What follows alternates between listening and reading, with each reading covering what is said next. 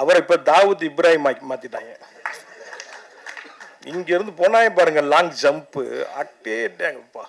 படத்தை ரிலீஸ் பண்ணா நம்ம அங்கிட்டு கடனை உடனே வாங்கி என்னடா அது எப்பறம் அந்த படத்தை ரிலீஸ் பண்ணுறோன்னு சிக்கலில் உட்காந்துருக்கும் போது திடீர்னு ஒரு நாள் டிவியை பார்த்தா டடரன் டன் டடரன் டன் டடரன் டன் அடிச்சான் பாருங்க.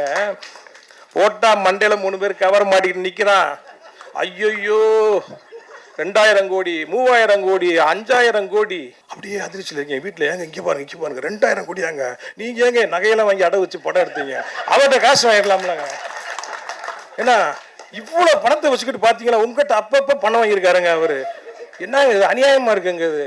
நீங்கள் எதாவது கேளுங்க, வெளியே சைடில் இருந்தால் போய் வாங்கிட்டு வாங்க போங்காடு. ஏய் நீ என்னம்மா பவுடருக்கு மெத்துக்கத்துல என்னமோ பெரிய பேர்லாம் சொல்லிட்டு இருக்காங்க, நீ என்னம்மா அப்படின்ட்டு. என்னங்க வெளியே என்னமோ நடந்துட்டு நீங்கள் வாடிக்கு இப்படி உட்காந்துருக்கீங்க. எங்கேயா சொல்கிறேன் நீ பொண்டாடி பிள்ளைலாம் டூருக்கு ஓட சொல்றியா? என்ன நடக்குதுன்னு ஒன்னே மாதிரி தான் எனக்கும் தெரியல அப்படின்னு உட்காந்துருக்காரு.